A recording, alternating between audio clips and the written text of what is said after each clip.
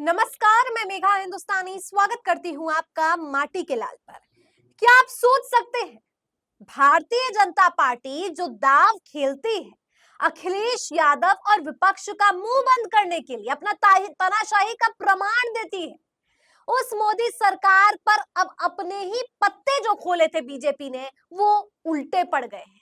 यानी जोकर का कार्ड यहाँ पर दिखाने का काम अखिलेश यादव ने कर दिया है। अब आप सोचेंगे कि ऐसा क्या हो गया है जिसकी वजह से योगी सरकार का दाव ही उल्टा पड़ गया है। अखिलेश यादव की किलाबंदी करके अपनी तानाशाही का प्रमाण तो जग जाहिर कर ही दिया था। जयप्रकाश नारायण की जयंती पर अपने ही समाजवादी लोग अपने आराध्य से मिल नहीं पा रहे थे। इसकी वजह कौन है? योगी आदित्यनाथ। लेकिन भाजपा ने इतना प्रयास किया अखिलेश यादव के खिलाफ, क्या कुछ नहीं किया। अब अखिलेश यादव ने यहाँ पर धागे खोलने का काम भारतीय जनता पार्टी के ही कर दिए।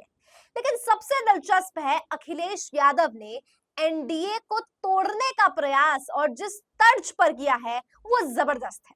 दरअसल अखिलेश यादव ने नीतीश कुमार को एक ऑफर दे दिया है और ये ऑफर है गठबंधन में शामिल होने का। यानी एनडीए से हटकर इंडिया गठबंधन का हिस्सा बनने का ऑफर अखिलेश यादव ने जन सैलाब जो उमड़ पड़ा था उन सबके बीच, मीडिया के बीच कह दिया। क्या कहा अखिलेश यादव ने और कैसे पूरी की पूरी बाजी पलट गई है।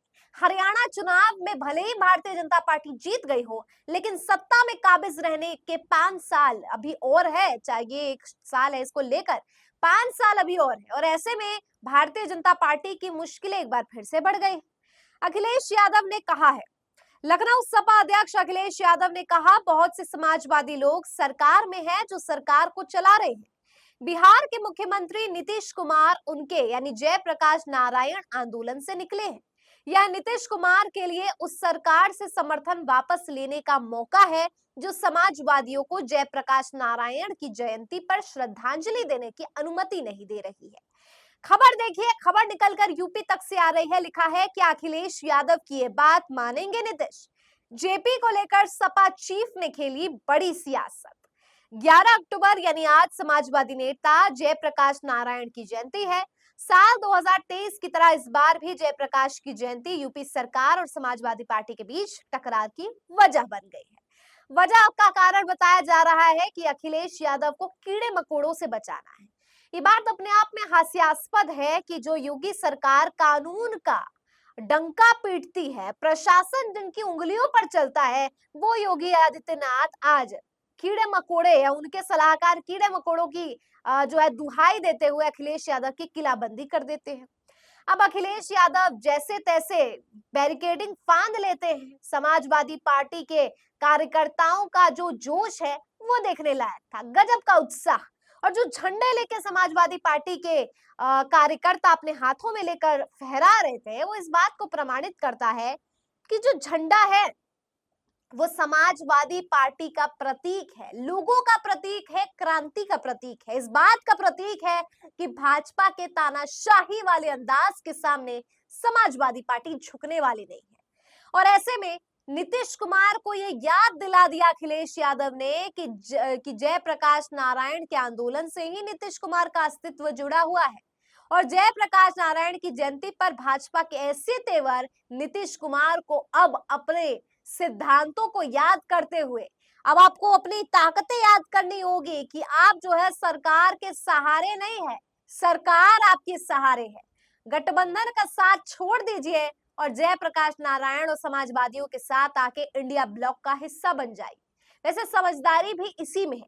अगले साल चुनाव होने हैं। नीतीश कुमार ऐसे मुख्यमंत्री में माने जाते हैं जो जिस पार्टी से चुनाव लड़ते हैं उस पार्टी के मुख्यमंत्री नहीं बनते बल्कि पार्टी ही बदल देते हैं। ऐसे में अगर बीजेपी से चुनाव लड़ते हैं तो हो सकता है इंडिया ब्लॉक का हिस्सा बन जाए, लेकिन ये तमाम चीजें कयास है। यहाँ पर जो खबर निकल कर आ रही है वो अखिलेश यादव के ऑफर को लेकर है।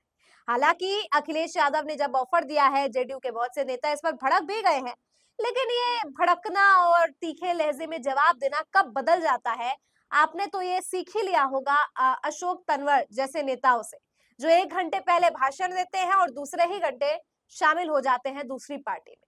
तो अब ये आम हो चला है राजनीति में, इस तरीके का बदलाव, भड़कना, फिर पलटना काफी आम हो गया है।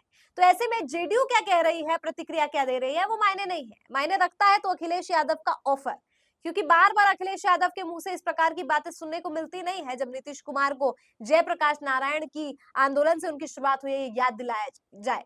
खैर, आज का जो नजारा था वो देखने वाला था। देखने इसलिए भी वाला था कि एक तरफ दिल्ली के मुख्यमंत्री के घर से उनके सामान को बाहर फेंका जा रहा है, दूसरी तरफ उत्तर प्रदेश में अपने ही जो उनके नेता है, समाजवादियों के नेता है, उनकी श्रद्धांजलि माल्यार्पण करने के लिए रोका गया। दोनों ही केसेस में विपक्ष ने ऐसा जवाब दिया है जिससे बीजेपी का दांव उल्टा पड़ता हुआ नजर आ रहा है। क्या लगता है दोस्तों, क्या नीतीश कुमार इस ऑफर को स्वीकार करेंगे? क्योंकि नीतीश कुमार की तरफ से अभी कोई भी आधिकारिक बात, पुष्टि, प्रतिक्रिया नहीं दर्ज की गई है। तो देखने वाली बात होगी, चुनाव से पहले क्या नीतीश कुमार करवट मार सकते हैं या फिर चुनावी नतीजों के बाद ये संभव है? कमेंट करके बताइए।